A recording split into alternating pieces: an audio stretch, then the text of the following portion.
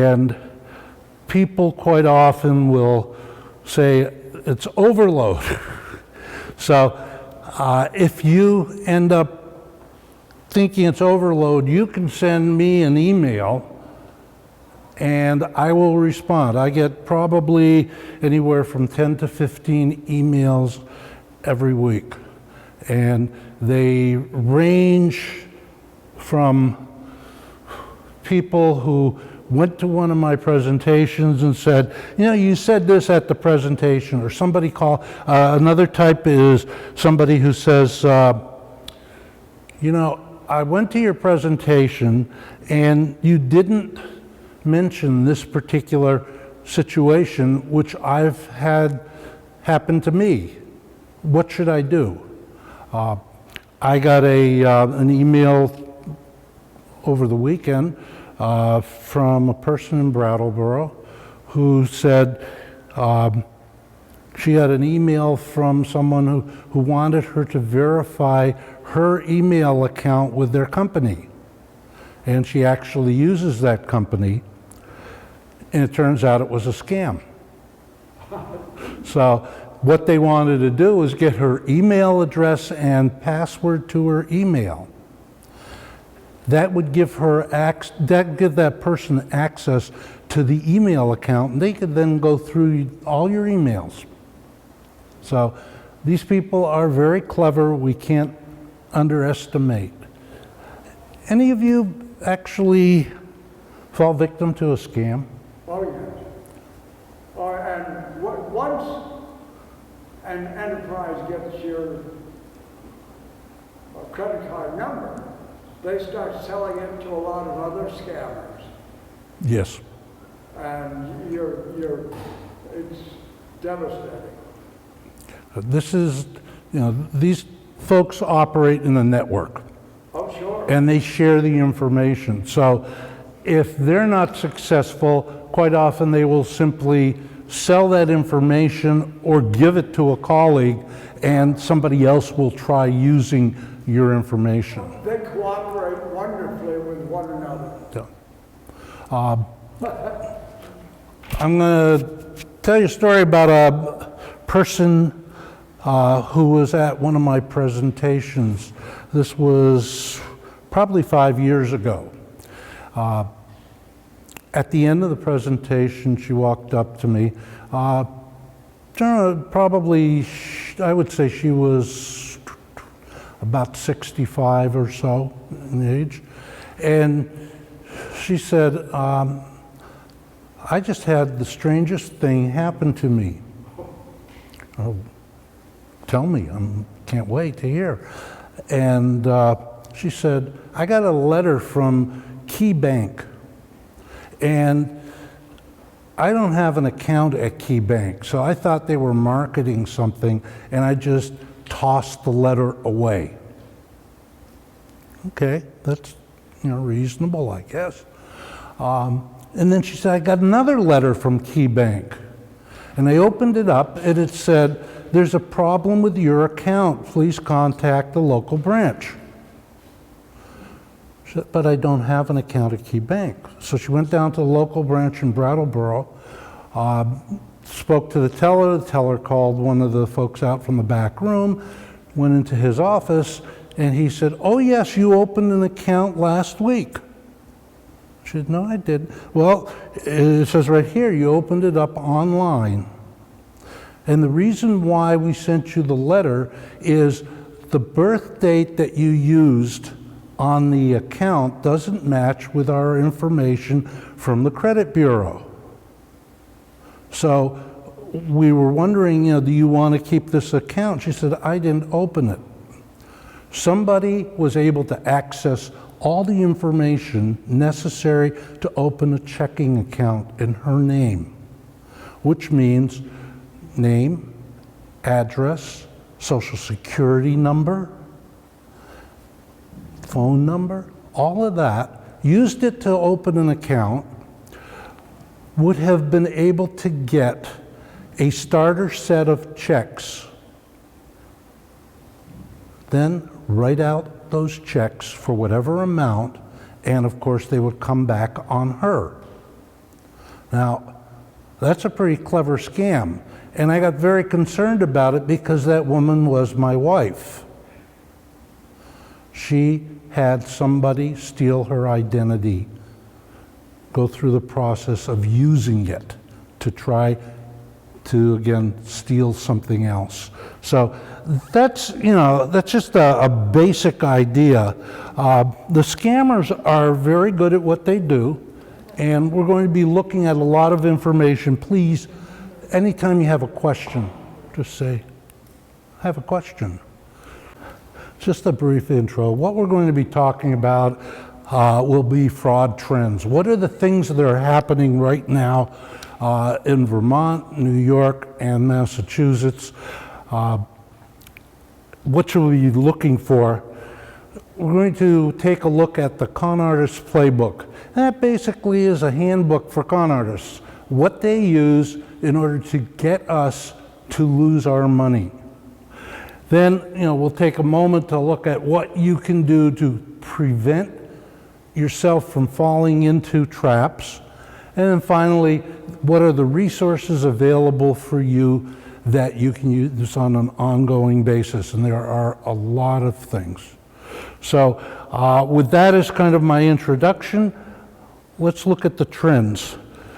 Trends are what's happening, what's taking place in the communities today that we see becoming a major problem for most people. Phishing scams.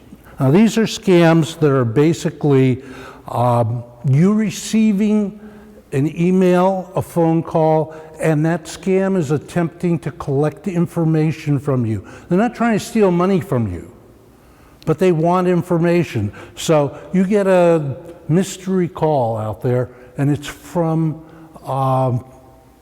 Medicare. It's from Social Security. And Medicare might say, the person might say to you, there is a new benefit available to you in Medicare. Are you over the age of 65? Well, yes, I am. Well, the new benefit is, and it might say a reduced wait time to get particular services. So all you have to do to verify your identity is give me your Medicare number, which can then be used to create a scam. It's very successful. Roughly $65 billion a year is lost in Medicare scams. That's enough money to have a good time, I guess. So phishing scams. Secondly, computer tech support.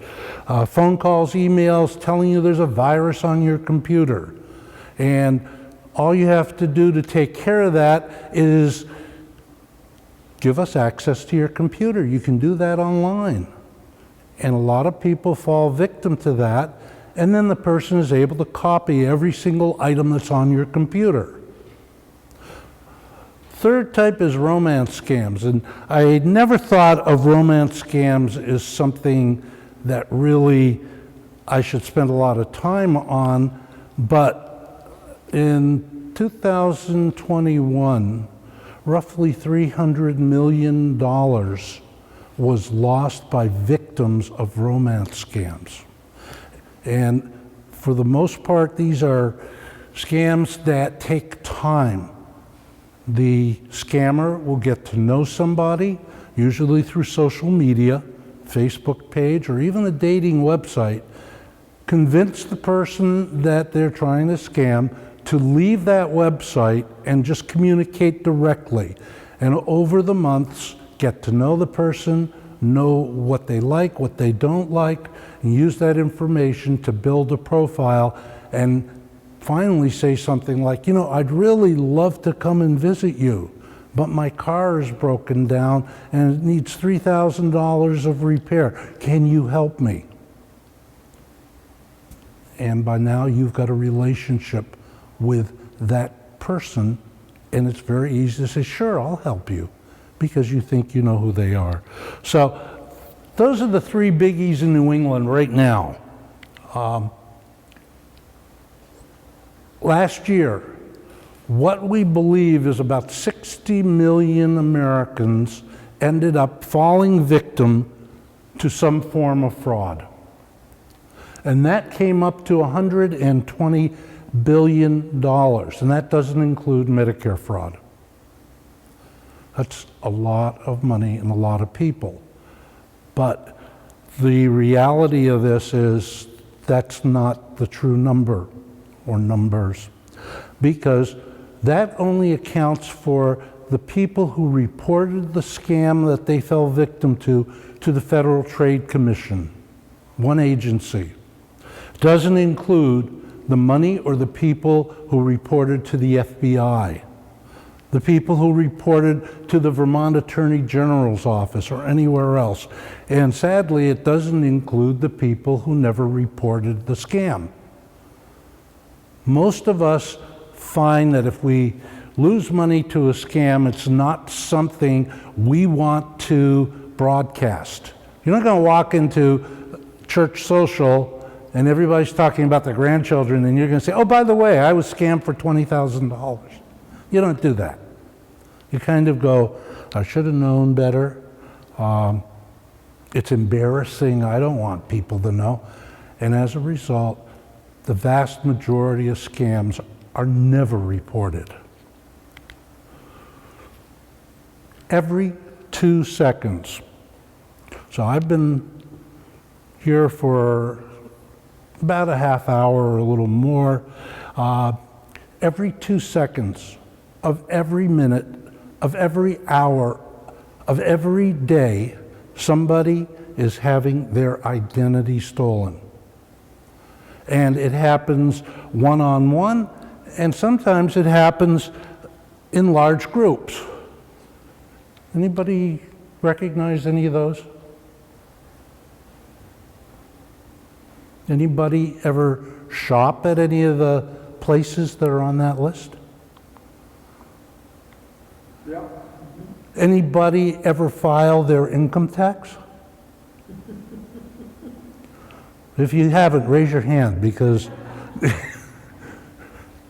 everything up there had a data breach, meaning they lost information about the people who either shop there or file their taxes or have medical care. 3 years ago, there was a data breach at the Rutland Regional Medical Center.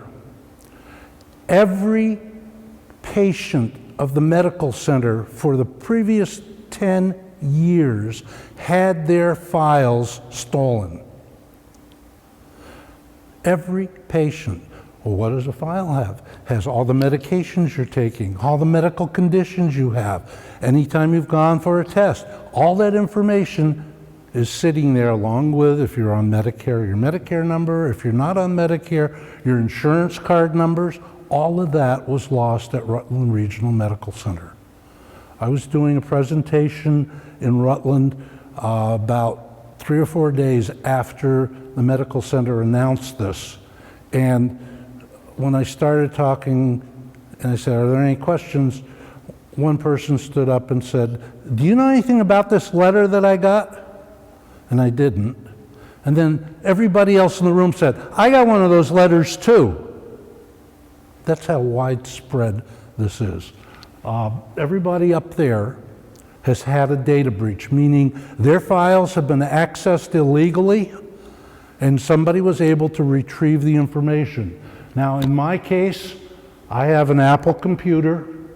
I did participate in the census. I've shopped at Home Depot, TJ Maxx. I have Adobe software. I file my taxes. My cell phone's an AT&T. I use Blue Cross Blue Shield. I've shopped at Target. Anytime you've had a connection with any of those, if you've used a credit card, that information is in somebody's hands, and they can use that to do you harm. Every 2 seconds. Come on, go back. I'm going the wrong way. Okay. Here's an example of where identity theft also takes place. Social media. Okay, this happens to be my Facebook page. So somebody accessing my Facebook page can simply open it up and they know a few things about me right away. For example, they know that I'm a Beach Boys fan. They know that a number of the people I communicate with. They can go further in and look at my photographs. They can look at my postings. So anybody getting into my Facebook page has a lot of information. I have a close friend who's a retired urologist, lives in Keene, New Hampshire. And I was talking to him about scams and whatever, and he said, you know, nobody can scam me. And I said, well, let me try. And I said, do you have a Facebook account? And in about 5 to 7 minutes, I was able to get into his Facebook account. And I found out a few things about him. One of those things was I found his granddaughter's name and the fact that she had just graduated from Brown University. So now I know somebody else I can scam. I went online and I just plugged in his name. And I found that he was a doctor at one point before he retired at Cheshire Medical Center in Keene. So I went to the Cheshire Medical Center website and I looked him up and I found that he graduated from Dartmouth. So I went to the alumni files for Dartmouth and I was able to find his specialty in medicine. I was able to find his rank in class, and I read all of this stuff off to him. It took me about 15, 20 minutes altogether. But that shows you what kind of information people are able to access. Here's another way. This is an example of phishing. American Express. I happen to have an American Express card. This says that they recently detected a different computer user attempted gaining access to your online account. By the way, one of the hints when you're dealing with email scams, quite often the spellings and the grammar are not right. But they gave me a link, place to click for a validation form. And this is what the validation form was asking me to do. I wanted my personal information, name, address, phone number, date of birth, place of birth, social security number, mother's maiden name, mother's date of birth, my American Express card number and information, and the security code for my card. It looks pretty good, doesn't it? It's a scam, obviously, because American Express would never ask you for that information via an email. In the same way, Social Security, Medicare will never send you an email and tell you, or even make a phone call to you and tell you, give me your information. If you call them, they're going to ask you to identify yourself, but they're not going to call you and say, we need to know your Social Security number. So that's the kind of information that in this particular scam, this con artist was attempting to get. And the reality is that if 1 out of 100 people who get this email respond, they are successful. They don't have to have everybody who gets the email end up providing the information. Another way, dumpster diving. Now, we are a throwaway society. Most communities today try to reduce the amount of trash by doing recycling. So what do people do? You get those old statements, medical care summaries from your insurance company, and you put them in the recycle bin. So anybody going through the recycle bin, if you've thrown away your medical summaries, if you've thrown away credit card statements, they have all that information. All they have to do is pick it up. So we recommend you shred. Get a shredder, bring it to a place like Staples, have them shred it. Quite often, banks, credit unions will have shredding that they provide to their customers. Free seminar, identifying elder scams. To register, send name, address, and social security number, identity theft. Senior citizens, there are a few of us here. Some of you aren't, but you're going to come to that point in life at someday. These are just a few of them. But why seniors? Why are senior citizens targeted by criminals? Well, regardless of how much money you have, you probably have a little in the bank. At this point in your life, you're either going to have a little bit of money or you have a regular income called Social Security, or you may have a pension from wherever you work. So there's a nest egg. You've got good credit. For the most part, seniors don't have mortgages that they're paying off. So you're an easy target financially. When you grew up in an age of civility. You were taught by your parents how to behave, how to answer the telephone. And as a result, that is ingrained in your brain. And so when somebody calls you and it's a scammer and you're not sure, instead of hanging up, what you do is you continue the phone call, because you don't hang up on people. That's not polite. So you're taught not to be rude. You're less likely to report fraud. Of all age brackets, seniors are the least likely to report fraud. And it usually comes on, I should have known better, it's too embarrassing, same things that I said earlier. Sadly, many seniors are poor witnesses. You put 3 seniors in a room, have something happen in front of them, and you got 3 different opinions of what happened. They all may be right, but they all may be wrong. So because we tend to be poor witnesses, because we tend to focus on something, and if an event takes place in the periphery out there somewhere, we're not as keen at seeing what happened.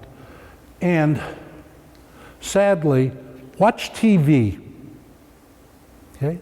How many ads are there for Prevagen? Who do you think buys Prevagen? A 25-year-old? No. What about the wrinkle removers that are advertised on TV all the time? Who buys those? Seniors. So because of these 5 things, we tend to be more likely to be targets of scammers. Here's some of the scams. I'm not going to read the list, but that's just 8. And those are the big ones.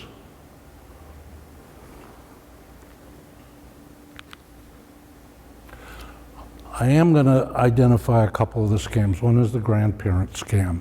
This one's been probably, over time, the most successful con game against seniors of all the scams. This is a phone call that comes in at 8:30, 9 o'clock at night. Hello, Grandpa, it's me, your grandson. I'm in jail in Montreal. I need some help. Can you send me bail money? Now, it usually comes with another line, which is, don't tell my parents. I have another friend who got that call. And he said, is that you, Joey? His grandson's name is not Joey. Yes, it's me, it's Joey. Click. Okay. So people, though, get emotional. They get concerned. It's my grandchild. I have one granddaughter. I will do anything in the world for her.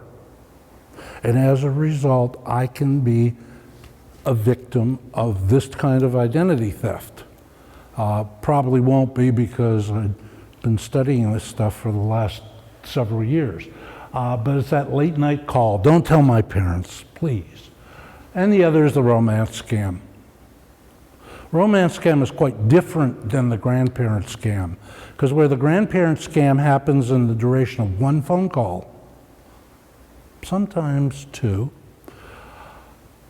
the romance scam can take up to 6-9 months before the criminal actually does something. So the criminal, over that initial period, will build a relationship with the intended victim, share most likely fake information, but of course the victim is giving real information, and then strike up conversations in the process. And after feeling that, I think I've got this person ready to hit, say, I'd really love to come visit you, but my car broke down and it's $3,000 and I don't have that kind of money. Could you help me out?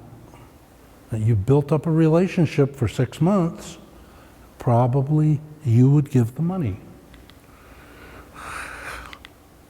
How do we know this stuff? Well, the FBI has shared audio and videotapes of these criminals. And we've had the opportunity to sit down with them and talk to some of them to find out, how did you do what you do? And quite often, part of the plea bargain deal is they have to do public education. Jimmy Vitale is,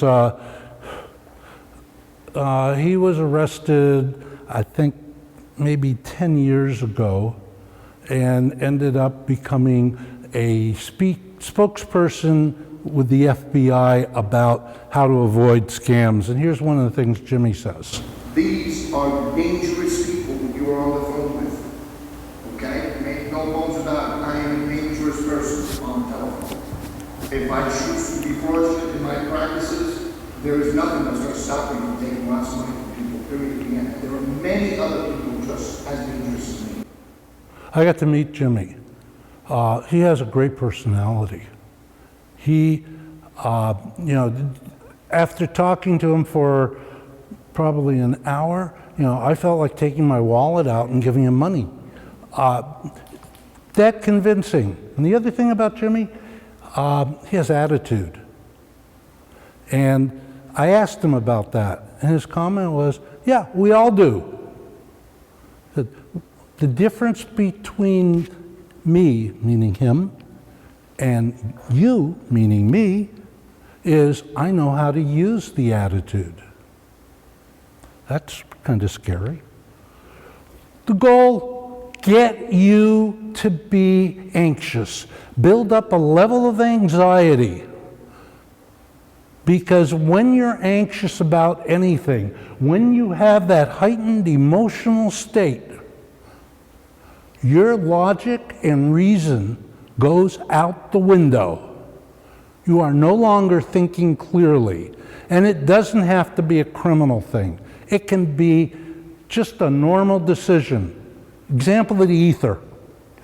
I recently a year ago, bought a Tesla. Okay? I wanted an electric car. My wife didn't want an electric car. She doesn't like all the gadgets and stuff. And I do. And I said, okay, I'll think about it. And all of a sudden, everywhere I went, I saw Teslas. I'd be driving down the road, there's a Tesla. I'd be driving a little bit further in the parking lot, there's a Tesla. And it kind of went into my head. And I became emotionally attached to a car that I didn't own, but I wanted. And it doesn't have to be a Tesla, it can be a Chevy, for heaven's sake. People walk into a Chevy dealership. They have a car in mind. It might be something like, I want to buy a Corvette. Okay. When you walk into a car dealership to buy a car, you don't walk up to the salesman will walk up to you and say hi and some kind words and then say, can I help you? And you say, yeah, I'm looking at a Corvette. You don't say, I'm looking to buy a car.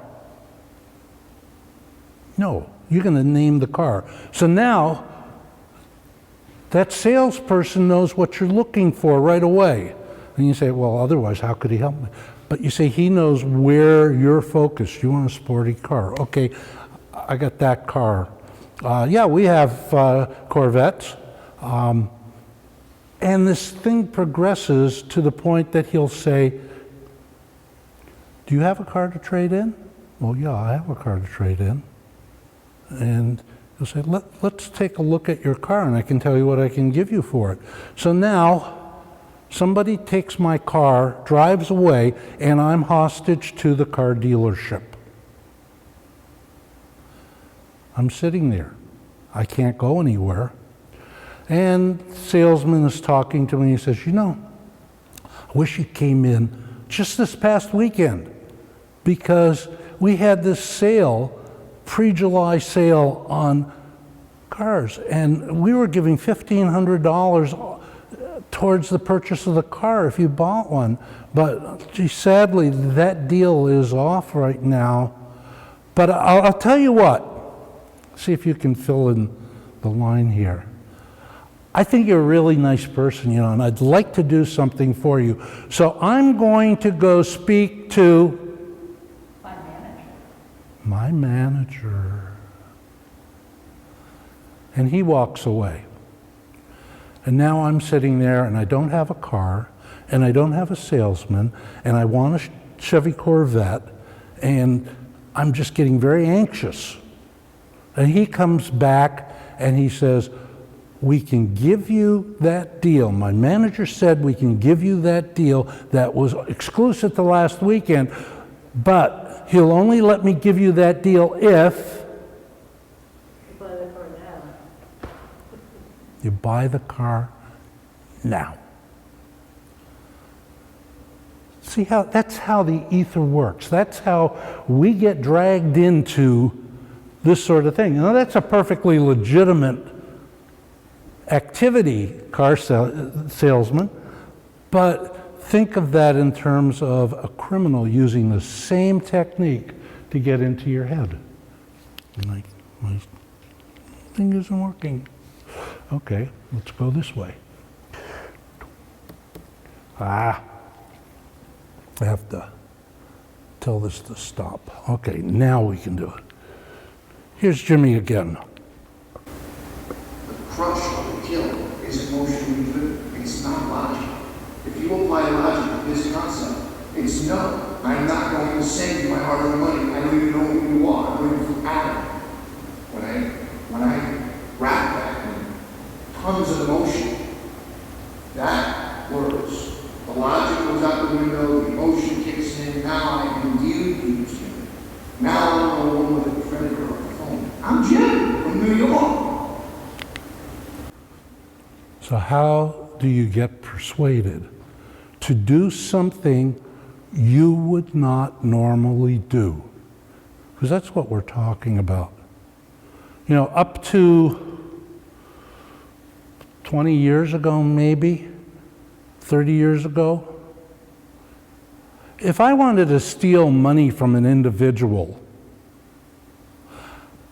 the way I'd have to do it, basically, would be to walk up to that person and threaten them. Give me your money or I'm going to shoot you, stab you, or whatever. Today, the difference is that somebody on a computer or on a telephone, with just the sound of their voice or the words that they type, can convince you to give them money sight unseen. That's what we're talking about today. Phantom riches. If I can wave money in front of you, and it's the right number, you may bite. You may jump at it. So, an example, I get emails all the time offering me $100 gift cards.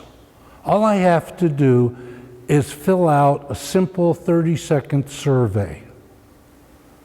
Think about that if you get one of those.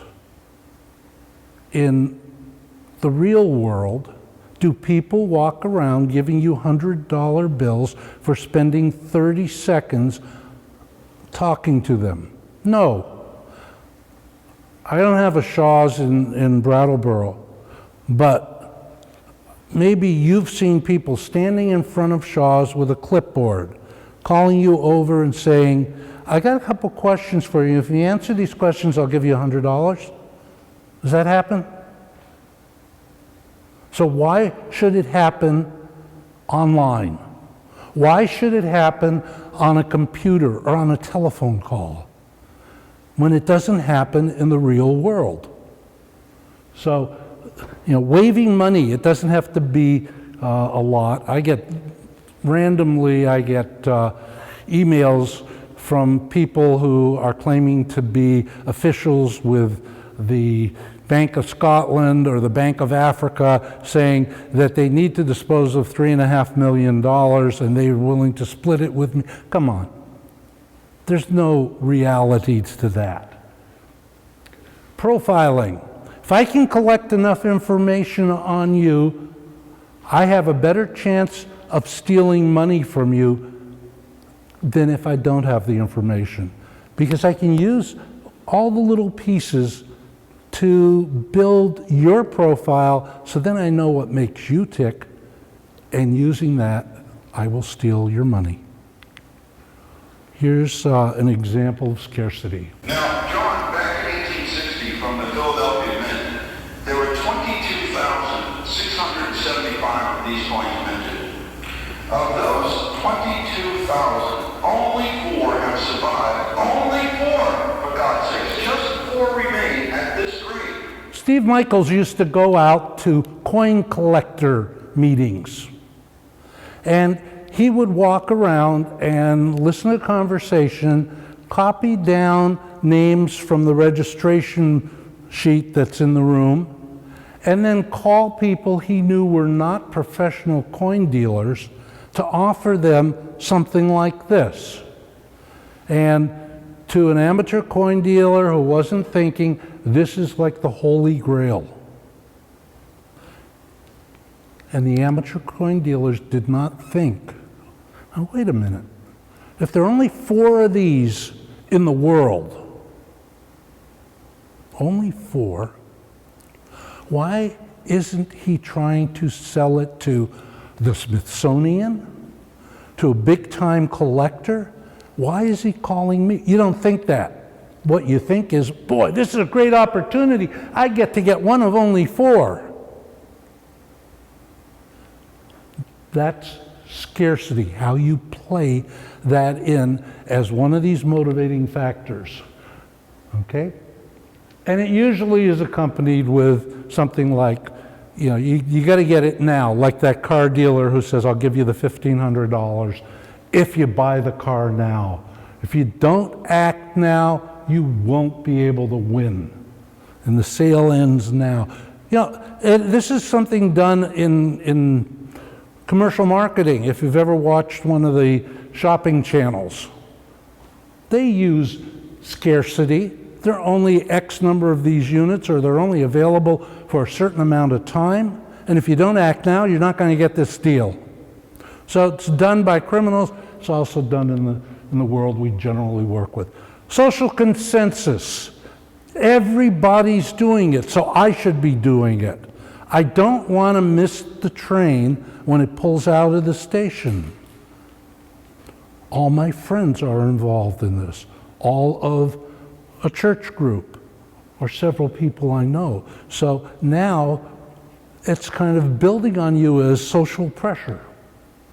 And then credibility and authority. This is critical. If you watch some of the medical ads on TV, they will have somebody wearing a white lab coat and a stethoscope around their neck. Is there a reason for that? What do you think when you see that? I think they're a doctor. They're a doctor. I have my primary care physician at Grace Cottage Hospital in Townsend. And on the wall in the hospital section, there's a picture of all the doctors and physician assistants. And everyone except one person is wearing a stethoscope around their neck. This is in a hospital. I know they're doctors, has their name, but it's supposed to give me a little more assurance that I can trust this person. So if I can build credibility for who I am, you're more likely to believe me. Here's an example of the authority game. The tactic of authority is a strong persuader in many scams. The con artist wants to appear to be someone you can trust. I'd be on the phone with the victim, purporting to be the president of a bank, and in all actuality, I'm at a payphone craving cocaine. Bart Chamberlain is a convicted telephone con man. Over the years, he claimed to be various vice presidents, bank managers, even FBI agents. And because he set up the authority from the start, with all the trappings, with all the fancy titles, he's able to then rely on that to tell the person what to do. I'm with American Recovery here in Las Vegas, Nevada. The reason for the call, sir, through action from the U.S. Attorney's Office in conjunction with the Federal Bureau of Investigations, subsequent seizures of property and auctions therein. I guess the reason they followed the instructions is because they thought that they were talking to someone in authority, a bank president, an executive vice president of a big corporation, a U.S. attorney, an FBI agent, whoever it was a person in a position of authority. And they didn't, if they believed that I was who I said I was, and then they would act accordingly. Chamberlain would take on any role you could think of to help him make his scams more believable. Congratulations, you've walked away with the biggest award we've ever given away. Charlie Milligan, executive vice president of principal marketing, I want to congratulate you personally on your award. Mr. Jones, my last name is Jones too. I'm Mr. Robert Jones from Mobile, Alabama. I'll be coming out to your house personally to take photographs of you. Congratulations. Even jail walls didn't stop Chamberlain from projecting authority. After his arrest, he used his telephone privileges to make more calls from payphones inside the jail. The $20,000 I told you about, I did while I was in custody. How did that work? That's tricky, isn't it? Well, basically, I called the gentleman up, collect. I told him I was on my weekend warrior duty as a U.S. Marshal at the local jail. Mr. Jones, this is Jim O'Leary. I'm calling you collect down from the county jail. I'm down here this weekend doing my weekend warrior duty as a U.S. Marshal. The reason for the call and the urgency that necessitated I call you over the weekend collect is that I've spoken to our corporate headquarters out in New York and our accounting firm in Los Angeles. It is my great pleasure to let you know that by next Tuesday or Wednesday, you will in fact receive your cashier's check for $225,000. Now, there is one final amount of business that I have confirmed through our general accounting office in Los Angeles. I want you to write this down. We are going to need you to go ahead and send out $20,000 to cover you for everything that prior to this point has been overlooked. I had him send $20,000 in cashier's checks to a third party who from there handled it for him.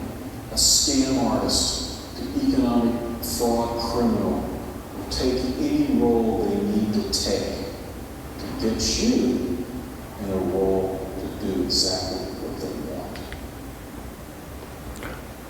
Not bad.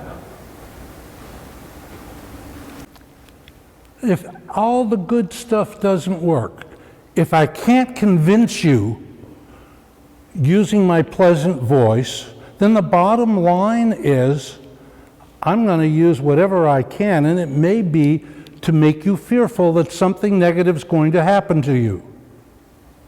So those are the general ways that these things happen.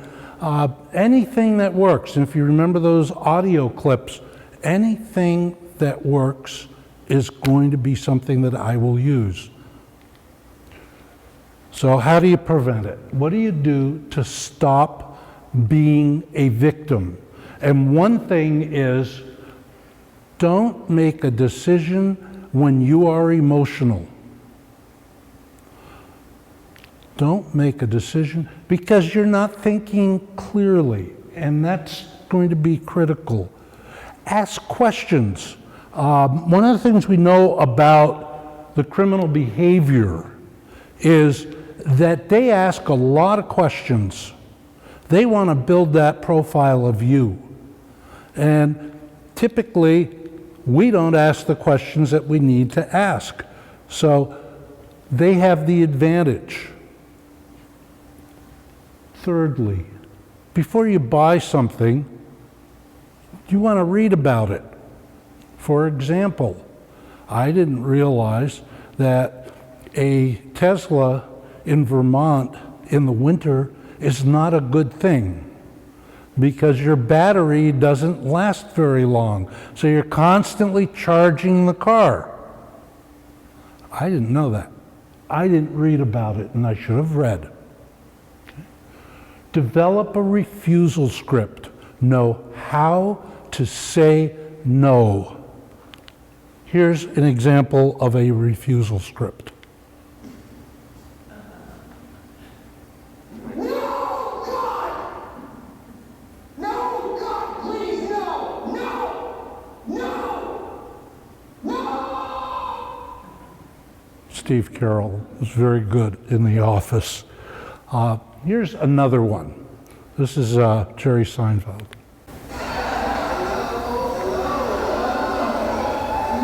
Susan from NBC. Of course, how are you? Hi, nice to meet you. This is Privet. Hello. Hi, Susan. Tell me what? Wow. I'm sorry, excuse me one second. Hello? Oh, gee, I can't talk right now. Why don't you give me your home number and I'll call you later? Oh, I guess you don't want people calling you at home. Well, now you never want to.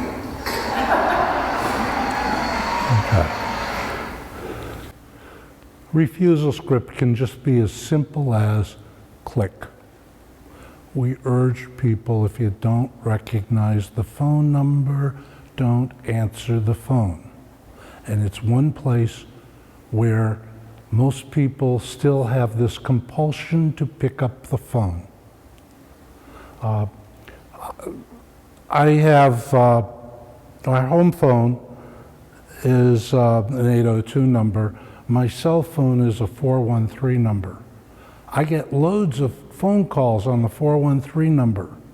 But other than a few people in Pittsfield, a couple people in Greenfield, Mass, I don't know anybody in Western Mass. So when I know that that call is from 413, unless it's one of those numbers I actually recognize because there are only about 5 of them, I don't answer it unless I'm in a playful mood and I want to play games with the person calling. It is something that I do not urge people to do, either online or on the phone. I have a number of protections built into my computer. My cell phone has blocking technology on it. I know that they don't know who I am because they don't get my phone number. So they're calling from a list, or there's a computer that is making the phone call randomly. So I know it's not from somebody I know. Protect your Social Security number. You should never be walking around with a Social Security card. There's no reason to do that. Other personal information, a Medicare card, health insurance card, no need to carry them around. Every time I go into Brattleboro Memorial Hospital, even for a blood test, I go to the registration and they want to see my Medicare card, and I say, no, you don't. And they said, what do you mean? I said, I'm not showing you my Medicare card. There is nothing that they can do to demand it. It is a public healthcare facility. They cannot deny service to you. They can say something, well, please reconsider, and next time you come, bring the card. Well, guess what? Brattleboro Memorial Hospital got my Social Security number when I first started going there. And that's fine, the first time out. But after that, they don't need it. They have it. They can use some other form of identity. So, yeah, that. Monitor your bills and financial accounts. Don't wait till the end of the month. You can go online. It's a safe practice. And you can go into your bank accounts. You can go into credit card accounts. You can go into your medical insurance accounts and see what's being billed. Don't wait till that bill is actually in your hands in paper. Do your homework if you're investing money. All of this information, by the way, where I give you an email address, it's on the information table. So you can check on an investment that you are considering. In the state of Vermont, any investment that's being offered to the public has to be registered with the state of Vermont and the Department of Financial Regulation. Any stockbroker, investment advisor has to be registered with the state of Vermont. State of Vermont has a population of roughly 600,000 people. There are over 100,000 registered agents in Vermont for investment. So if it's 1 out of every 6, 1, 2, 3, 4, 5, 6, one of you has to be a registered agent, right? Now, the vast majority of these registered agents are in New York, Boston, Chicago, and LA. Every major investment firm that wants to do business in Vermont has to have its people registered. They don't have to live in Vermont, but they have to be registered with the state. Get your credit report. See what's on your credit report. And the address to go to is the one that you see here, annualcreditreport.com. All the others are offered to you. You can get a credit report, but then you have to get on their mailing list, which means you're going to be inundated with the services that they provide, and all you have to do is sign up for this. Quite often, by the way, when you try to get your credit report from one of them, you're also signing up for some of their services, which you then have to unsign up for. And you can do it on the phone or online. And with every major credit bureau, you can put in a credit freeze. As soon as my wife's identity, we knew my wife's identity had been stolen, we contacted the major credit bureaus and we put in a credit freeze. It locks your credit account. Still use your credit cards, still use your bank accounts, but somebody can't open a new account in your name. And if you decide you need to open an account, buy a car or lease a car, and they want a credit check, you can open up that credit check for them for one time, and then it locks up again. So credit freezes, and there's again information on the info sheet on the table. Pins and passwords, protect them. Don't share them with other people, with one exception. I have now a list of every password that I have, and I've printed it out, given it to my wife, so that if anything happens to me and she needs to get into my accounts, she can do that. I don't know why she hasn't done that for me. I guess when I get home, I'm going to have to ask about that. Shred rather than recycle. You can buy a paper shredder at Walmart, at Staples, at Target. They go anywhere from about $40 to $100 for a residential paper shredder. If you don't want to or can't spend the money on that, what I've told people to do is go in with somebody else, 2 families. Share the thing, split the cost. You know, I need it today, you can take it tomorrow. You're not going to be shredding things every day all the time. But it's the best way to protect documents you don't want anymore. I spent 2.5 hours during the winter shredding non-stop papers. So what would I have that I had to shred for 2.5 hours. I had old tax returns from the 1980s. Do you know you don't need 1986 tax returns anymore? 7 years, maybe 8 if you really want to collect paper. But people keep these things. Bills, credit card bills. I had years of credit card bills all filed away, nice and neatly. I opened up the drawer, put the shredder next to it, and shredded all of these statements. You don't need them after you verified it, because you can always go online to your credit card company and look it up. But we hoard, and that's one of the examples of hoarding. Make sure that your information is protected, that you have passwords in place when you can. A lot of times when you buy a piece of equipment like this computer, it comes with a password on it. Change the password so it's not whatever it came with. Create your own. If you don't like getting offers from credit card companies saying, you're eligible for, you can go to opt-out pre-screen, and that's the association of the banks, and they will not send you credit card offers unless you really want them. And DMA Choice, if you're getting a lot of junk mail, you can contact DMA Choice, that's Direct Marketing Association, and get on their list so that you will have a lot less junk mail coming. An example with this, I used to have a Toyota, and I got rid of the Toyota, and I was still getting Toyota emails, even though I said unsubscribe. I went to DMA Choice. I have not seen a Toyota ad sent to me anymore. So that's one way you can do it. Do not call. If you haven't done it, sign up for Do Not Call. It is the most controversial thing for many people because they say, well, I signed up for Do Not Call, but I still get all these junk phone calls. Yeah, you do. Okay? Because the people making those calls are criminals.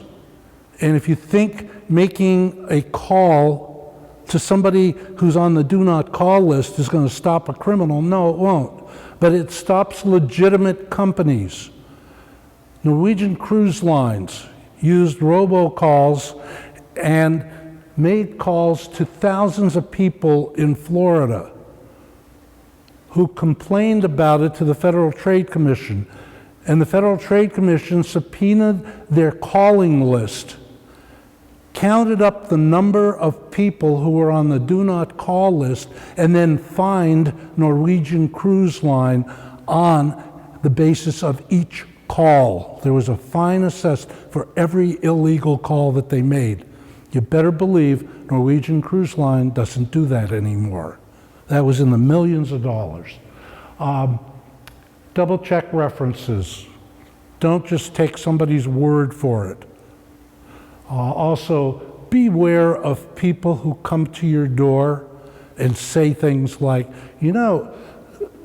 that driveway is pretty bad off. I was just doing a job down the street, and I have extra material left. Would you like me to give you a good price on doing your driveway? Don't do that. These are typically fly-by-night operations. You pay them money, they do a lousy job, or they don't do any job at all, and they almost always want the money up front.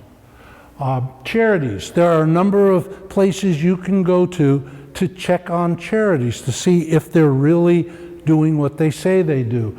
Charity Navigator is one I use all the time because it rates charities on, first of all, do they do what they say they do? And secondly, can you look at their books?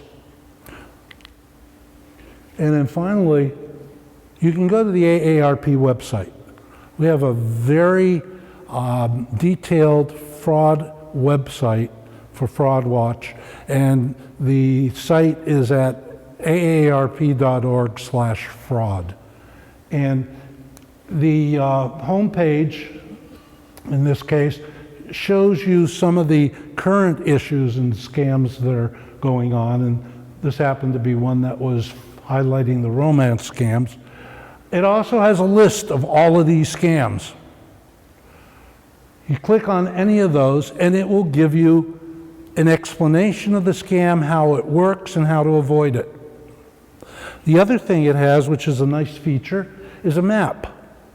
You can put in your zip code and it will show you all the reports of scams in your area. So, and there are a lot. And if you click on those little symbols, it will describe what each of the scams would be. So you can, do some research. It does two kinds of scams. One, those reported by law enforcement, and the other, those reported by AARP members. So you can go onto that website. AARP has been doing the Fraud Watch program for roughly 14 to 15 years. This started with AARP because the national office was getting phone calls from members who were saying, I think I just got scammed, and did not have, the organization didn't have a program to deal with this. And so they created the Fraud Watch program. And it has been active in Vermont since 1983. It's been active in Vermont since 2003. And we have 12 members of our Fraud Watch team who are doing presentations around the state, also taking phone calls, and it's been very rewarding for me. So I wanted to give you that number, which is the call center that we have. There are two of them. One's in Seattle, the other is in Denver. They're staffed by trained volunteers. Some of them are retired law enforcement officers, and they will help direct people who have questions or think they may have been scammed. And then feel free to contact me. I've been doing this for roughly 8 years now, and as I said, I get calls and I get emails constantly. So thank you for joining me today.